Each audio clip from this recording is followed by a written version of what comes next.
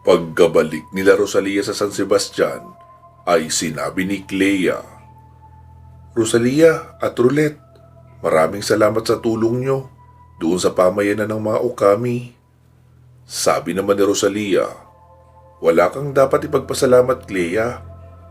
Problema nila ay problema na rin nating lahat, lalo at nasa panig sila ng kabutihan at kabilang na rin sila sa mga kasangga ni Lino sa lahat ng mahihirap na laban. Kaya, obligasyon natin silang tulungan. Oo, tama ka Rosalia. Paano? Didiretso na kami sa aming tahanan sa puno ng dalakit. Balitaan mo na lang kami kung may kailangan kayo sa amin. Sabi naman ni Rosalia, Clea, wala ka bang balita kina Lino? Kung kumusta na ang misyon nila sa Bohol? Wala Rosalia eh. Siguradong ayos lang sila dahil tatawagin naman ako ni Lino kung kailangan niya ako. Oo, tama ka Clea. Sige, papasok na rin kami sa bahay. Uwi ka ni Rosalia at agad na ring naglaho ang mga kaibigan nilang elemental. Makalipas ang ilang araw na misyon sa Bohol, ay nakauwi na rin sina Lino, Tingting, Kulas at Mancio. Agad namang sumalubong ang batang si Gabriel noong maramdamang may bumukas na portal hindi kalayuan sa bahay nila. Papa, maligayang pagbabalik po. Sabi naman ni Lino, pasensya ka na anak ha, hindi kita nabantayan noong may lagnat ka. May nangangailangan kasi ng tulong namin sa Bohol, kaya kailangan namin puntahan. Okay lang po yun Papa. Wala rin naman akong ibang ginagawa, kundi ang manatili sa loob ng kwarto at kumain ng mga masasarap na luto ni na Lola at ni Mami Rosalia. Ah, talaga? Mabuti at na-enjoy mo naman ang mga pagkain. Opo, Papa, dahil may mga niluluto rin silang bago sa aking panlasa. Ilang saglit pa ay nakita ni Lino na papalapit na sa kanya si Rosalia. Agad itong yumakap at humalik sa pisngi ni Lino. Sabi naman ni Aling Sally, Oh, tama na yan. Pasok na kayo rito sa loob. Medyo kumukulimlim oh. Baka umambon. Maambunan ng bata. Sabi naman ni Lino, Masyado ka naman nag-aalala, Nay. Hindi naman tatablan si Gabriel ng sipon at ubo nang dahil lang sa naambunan o kahit maulanan. Kaya lang naman siya nagkasakit dahil hindi normal ang proseso na dinanas ng kanyang katawan. Pero kung mga normal na sitwasyon lang, ay hindi siya magkakasakit, kagaya ko at ni Tingting. Dahil may sarili kaming proteksyon mula sa aming espiritual na kakayahan. Oo, alam ko naman yun anak. Pero gusto ko pa rin matuto si Gabriel na pangalagaan ang sarili niya sa normal na paraan. Kagaya na lang ng pag-iwas na maulanan. Oh, sige na Gabriel. Pasok na kayo sa loob. Magmerienda na kayo ni Mami Rosalia mo. Tara Gabriel. Mukhang nagluto ng pancake si Lola Sally mo. Gusto ko yun. Ako rin po, Mami Rosalia. Gusto ko rin yun. E di tara na pala sa loob. Uwi ka ni Rosalia at inalalaya na si Gabriel papasok. Nauna nang pumasok sina Kulas, Tingting at Mancio dahil gusto na ng mga iyon na magmerienda at makapagkape. Noong papasok na rin sana si Mariposa sa loob ng bahay, ay agad hinawakan ni Lino ang kamay noon at marahang hinila papalayo sa pintuan. Sabi naman ni Mariposa, Lino, bakit? Mariposa, salamat sa pag-aalaga kay Gabriel ha, habang wala ako. Ano ka ba naman Lino? Hindi mo kailangan magpasalamat sa akin. Anak ko si Gabriel, kaya responsibilidad ko rin na alagaan siya. Lalo na kapag may sakit. Oo, alam ko yun. Pero salamat pa rin dahil isa kang mabuti at masipag na ina sa anak natin. Siya nga pala, namiss kita. Kumusta ka na? Ayos lang. Medyo nag-aalala lang din dahil maging si Rosalia ay wala rin daw balita sa mga nangyayari sa iyo doon sa Bohol. Oo, hindi nga ako nagbabalita pa. Dahil abala rin talaga kami roon. Oh, sige na. Pasok ka na rin sa kusina para makapagmerienda. Oo, Pero meron muna akong gustong gawin. Ano naman yun? Eto, wika ni Lino, sabay tinawid ang distansya ng kanilang mga labi. Saglit lang iyon na tumagal ng mga 10 segundo, pero napapikit si Mariposa dahil na-miss niya rin si Lino. Noong kumala si Lino ay sabi ni Mariposa, "Ikaw talaga? Baka may makakita eh." Ano naman, alam naman nilang lahat rito na may namamagitan rin sa atin dahil may anak nga tayo. At legal din naman kay Rosalia ang tungkol sa atin. Kahit na ba? Sige na, pumasok ka na roon at maligo na rin. Amoy masipag ka na oh. Wika ni Mariposa nang nakangiti. Kaya bumitaw na rin si Lino sa pagkakayakap sa bewang ng dilag at pumasok na sa loob ng bahay. Habang kumakain ay nagsalita si Aling Sally. "Lino anak, ano na ang sunod na balak natin rito?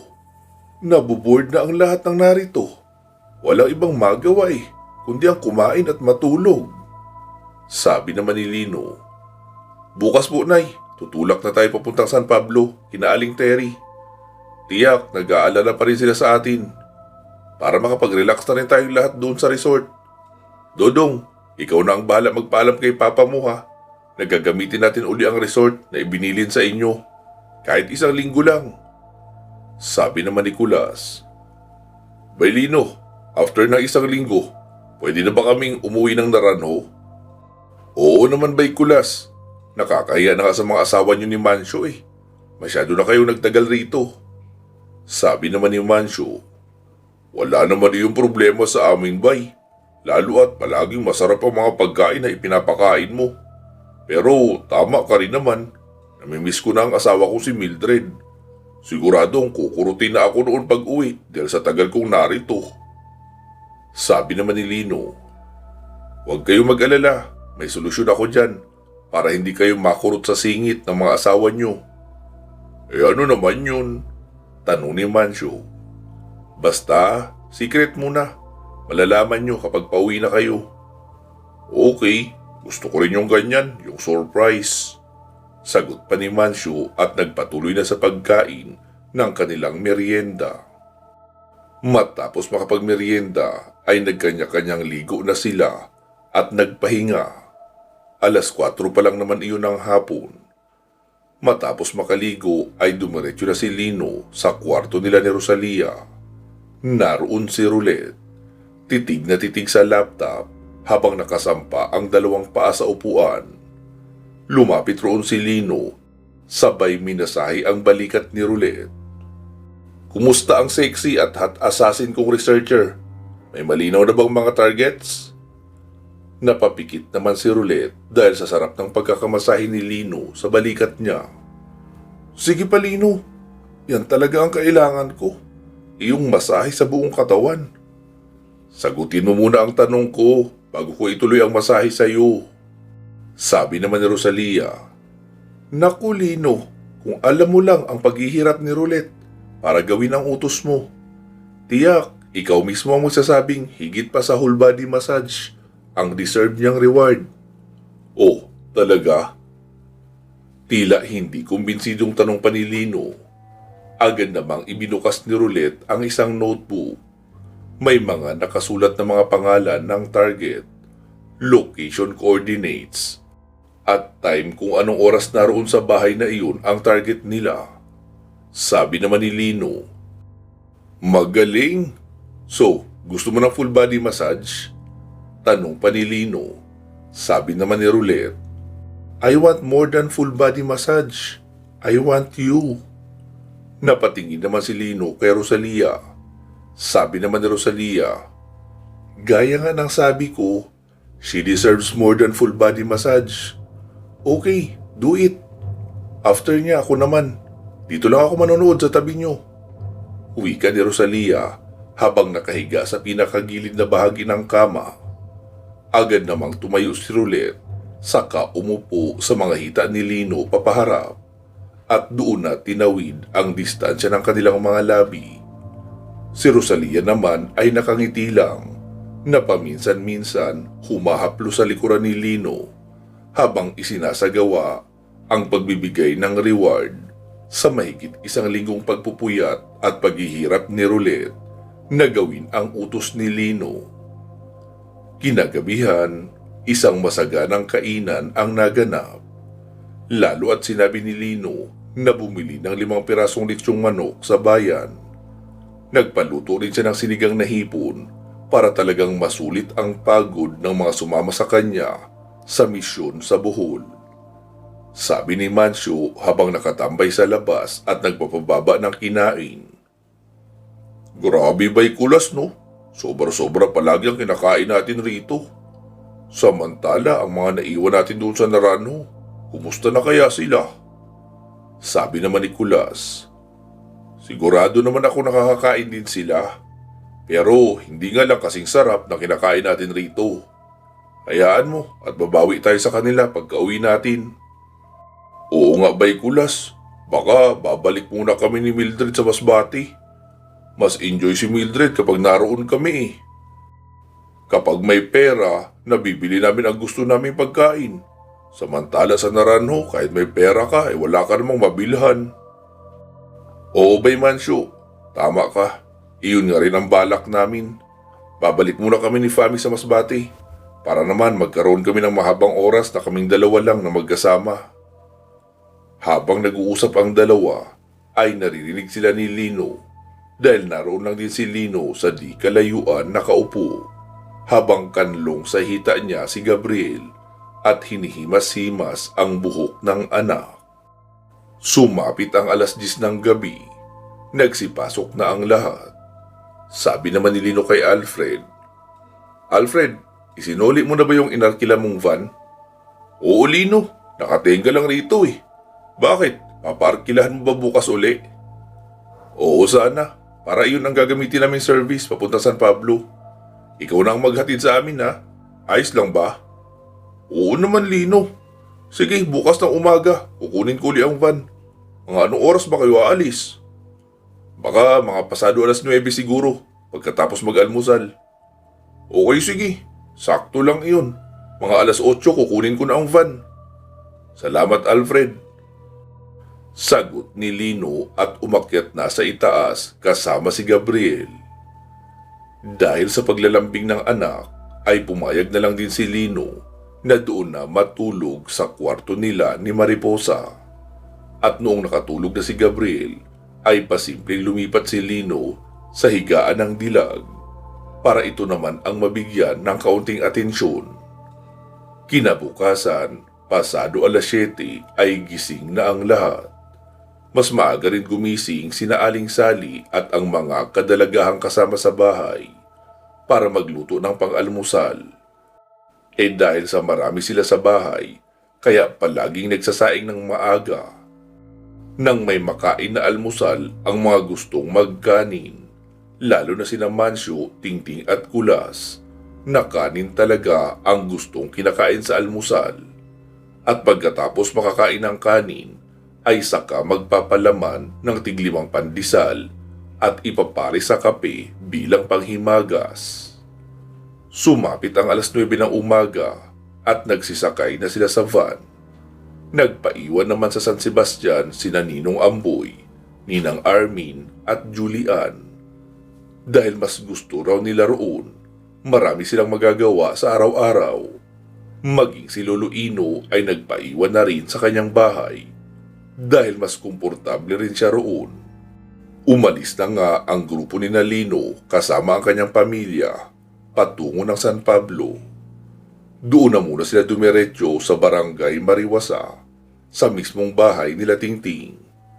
Pagkaparada pa lang nila sa harapan ng tindahan ni Aling Terry, ay agad nang nagsilabas ng gate sina Aling Terry at ang asawa ni Tingting na si Tinay. Lino, maraming salamat at nailigtas mo silang lahat. Wika pa ni Aling Terry sabay yakap sa anak na si Tingting. Sabi naman ni Lino, Naku, hindi lang naman ako nagligtas sa kanila Aling Terry. Marami po ang tumulong sa amin para magtagumpay. Akala ko talaga Lino, magtutuloy-tuloy na ang pagdami ng mga zombies sa paligid. Mabuti at napigilan nyo. Oo nga po eh. dahil na rin sa pagtutulungan ng lahat. Ilang saglit pa ay lumabas naman ang kapitan ng barangay na si Mang Manuel, ang lalaki naging malapit kay Lino na tinuruan niya rin maging albularyo at binigyan ng lupaing matitirhan at kabuhayan. Lino, maraming salamat at iniligtas mo si Dodong ko. Wala po yun, Mang Manuel. Gaya nga ng sabi ko kay Aling Terry, ang tagumpay namin sa Vilictican City ay mula sa pagtutulungan ng marami at mga nagbuwis ng buhay. Oo, Lino, alam ko naman yun. Hindi ko lang maisip na magtatagumpay kayo. Dahil kung ang gobyerno nga na napakaraming puwersang ipinadala roon para lutasin ang problema ay hindi nagtagumpay. Iba pa rin talaga kapag may kakaibang estilo ng pagpaplano. Hindi lang pang military style. Opo, tama po kayo dyan, Mang Manuel. Malaking parte ng tagumpay ang tulong ng mga elemental. Lalo at karamihan ng mga kalaban roon ay mga aswang talaga na mula sa iba't ibang lahi at mga antingero at albularyo mula sa iba't ibang antas. Kaya hindi masasabing naging madali ang paggamit namin ng tagumpay roon. Siya nga pala, Mang Manuel, nasabi na ba sa'yo ni Dodong na makikituluyan muna kami sa resort na ipinagkatiwala sa inyo? Oo naman, Lino, walang problema. Malinis na iyon dahil pinalinisan ko na para ready na mapagbakasyonan kung sakaling maisipan nyo pumunta rito. So paano, Lino? Enjoyin nyo ang bakasyon nyo sa resort ha? Sobrang deserve nyo ang bakasyon na yan dahil sa pagliligtas nyo sa buong Pilipinas nang hindi malang nalalaman ng karamihan ang kabayanihang ginagawa nyo. Ayos lang po yun, Mang Manuel. Sanay naman kami sa ganoon eh. Yung walang nakakaalam sa mga mabubuting ginagawa namin. Bahala na ang itaas magbigay ng pabuya sa aming mga paghihirap. Kahit magandang kalusugan lang para sa ating lahat ay ayos na sa amin bilang pabuya. Iba ka talaga, Lino. Napakasimple mong tao at mapagpakumbaba. Sige, Lino, mauna na ako sa'yo.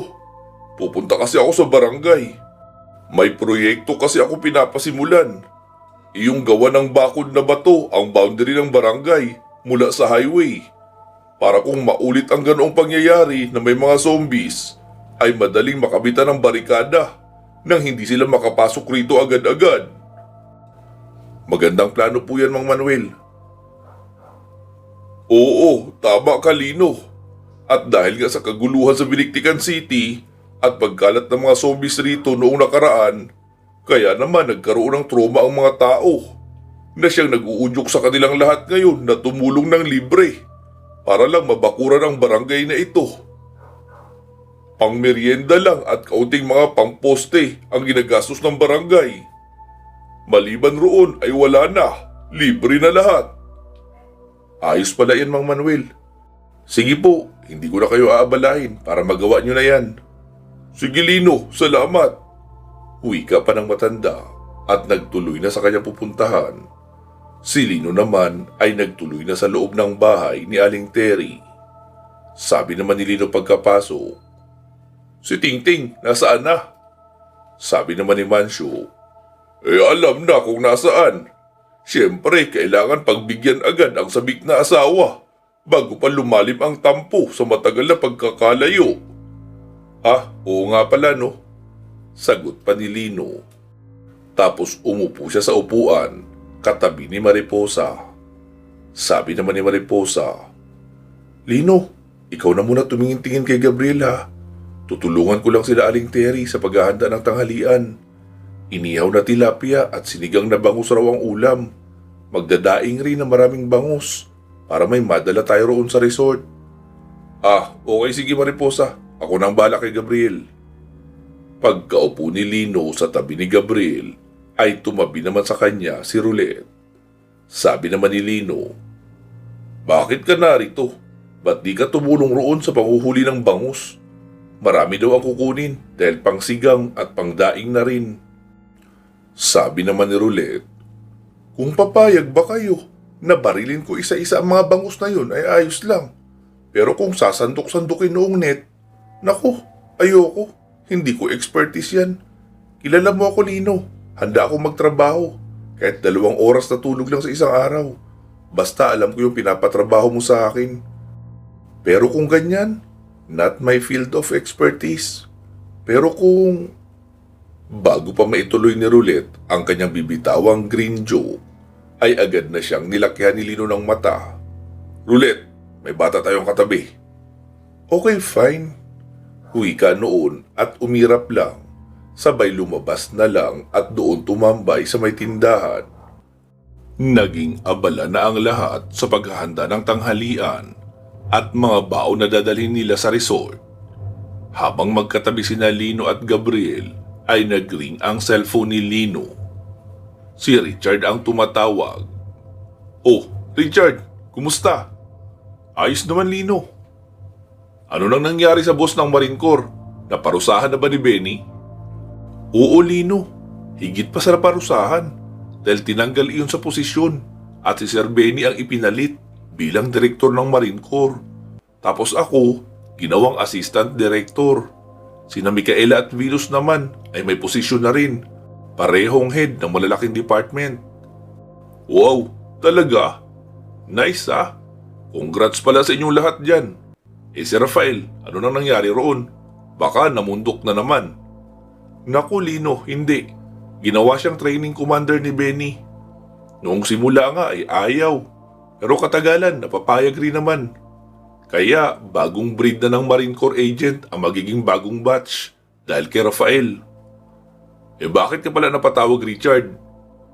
Itatanong ko lang sana, Lino, kung nasaan ka ngayon dahil ipapahatid ko ang sasakyan mo. Ah, ganun ba? Narito kami ngayon sa San Pablo. Kararating-rating lang din namin ngayon. Magtatagal kami rito ng 1 linggo siguro. Okay, Lino. Pakisend na lang sa akin sa text ang address dyan tsaka landmark para maipahatid ko na rin agad ang sasakyan mo sa isang agent. Okay, sige Richard. Salamat ha. Isisend ko na agad yung address. Okay, sige Lino. Bye. Sagot pa ni Richard at pinatay na ang tawag. Sabi naman ni Kulas, Lino, masaya ka yata sa kausap mo. Oo bay Kulas, si Richard kasi yun at puro good news ang hatid. Si Benny na raw ang bagong head ng Marine Corps ngayon. Assistant Director naman si Richard. Tapos sina Micaela at Venus ay mga boss na rin daw ng malalaking departamento. Nice, ang galing naman nila. Promoted lahat. Bakit daw siya napatawag? Nagtanong lang ng address dahil ipapahatid niya yung sasakyan. Ganun ba? Mabuti at may service na kayo uli. Si Alfred, bakit hindi mo pinaghintay muna para maihatid pa tayo sa resort? Naku, hindi na. Baka gabihin pa siya sa daan eh. Kahit naman tapos na ang kaguluhan, may mga panganib pa rin sa daan, lalo na kapag gabi. Kaya mas mabuting bumiyahe siya ng may araw pa. Magpapahatid na lang tayo sa jeep na maaarkila sa labas. Sa bagay, tama ka dyan Lino. Sagot ni Kulas.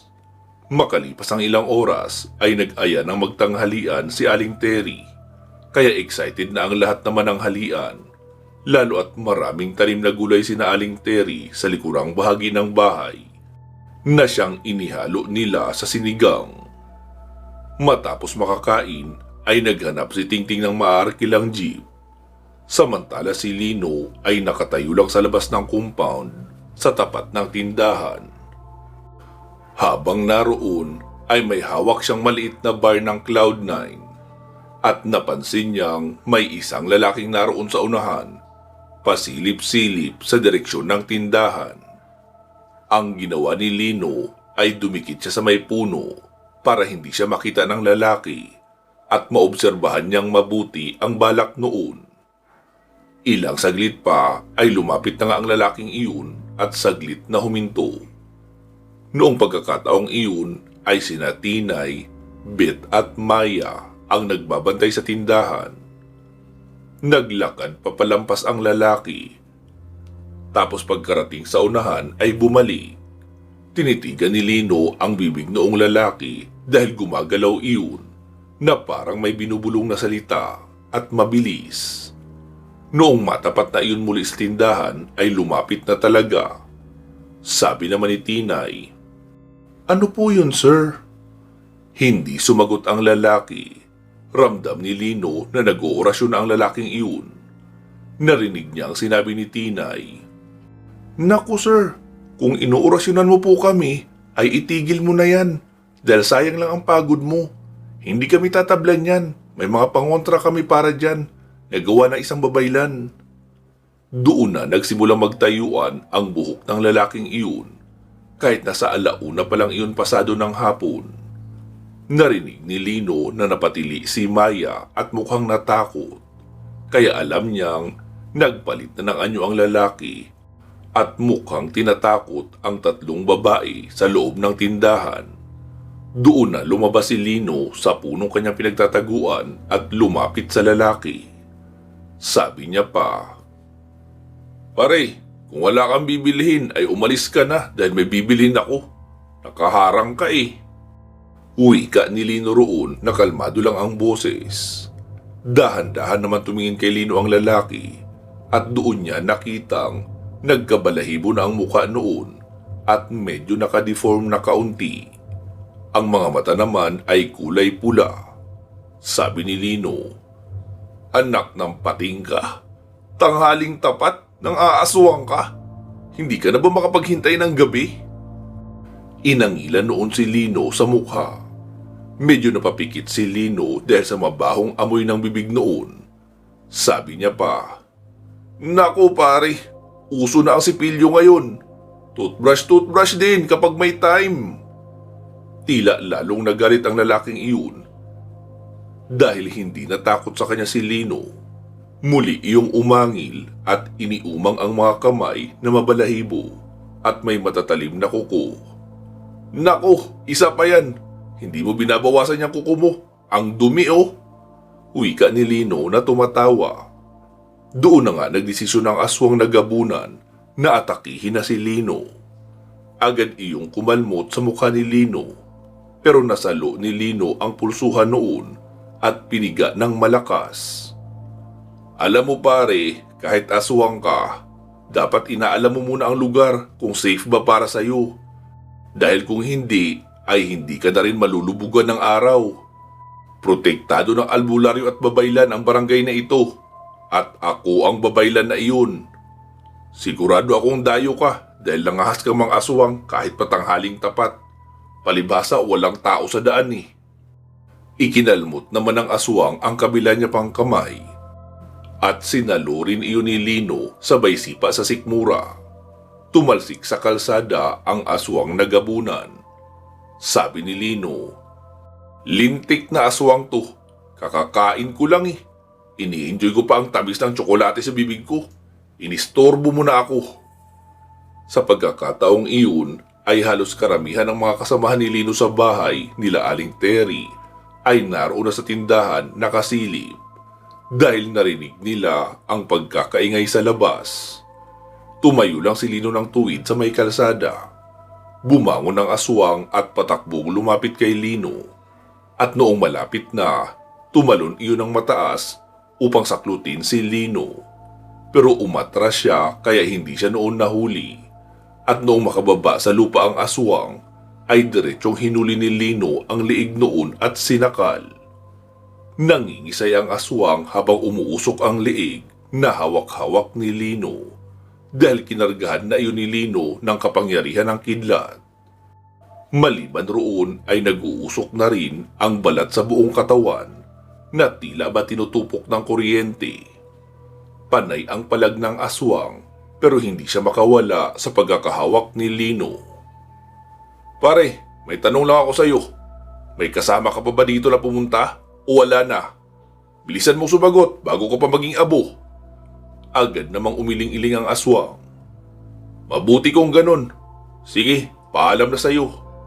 Wika ni Lino at doon na tuluyang nagliyab ang aswang habang hawak pa rin iyon ni Lino. Binitawan niya iyon noong magsimula na maging abo ang buong katawan hanggang sa sumama na lang sa hangin. Tapos doon na dumating sina Tingting at Mancio na nakasakay sa jeep.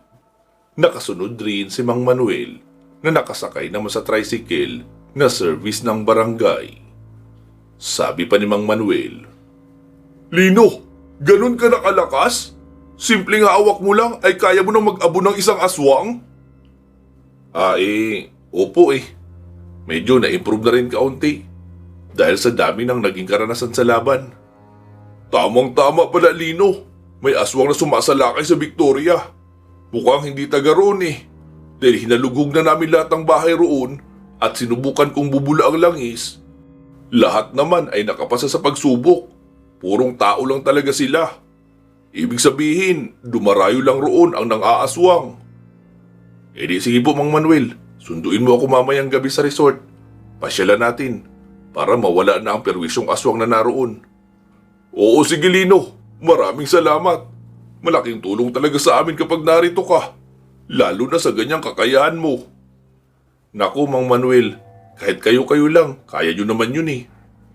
Oo, kaya naman Lino. Kaso hindi nga namin matsyempuhan. Samantala kapag ikaw ay parang napakalapitin mo sa aswang eh. At madali mong maramdaman kapag merong aswang sa malapit. Okay, sige po. Sabi naman ni Tingting. Kuya Lino, tara na.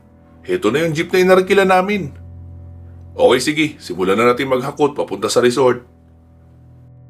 Ilang saglit pa ay lumabas na rin si Dodong dala ang susi ng resort.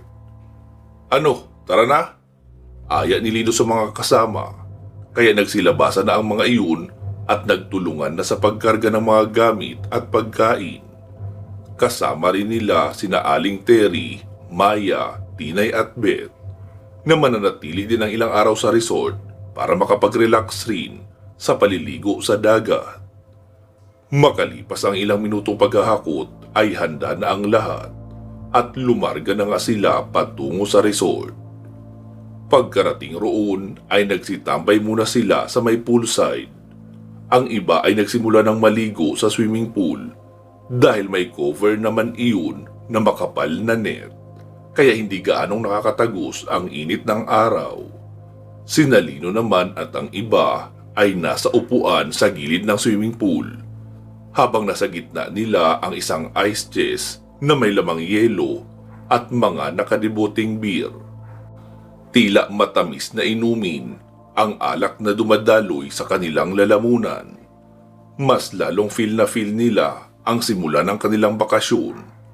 Lalo at nakatanaw sila sa isang malawak na karagatan. Pansamantala po muna natin puputulin dito itong ating kwento. Magsama-sama po tayong muli sa part 310. Mag-iingat po kayo palagi at hanggang sa muli.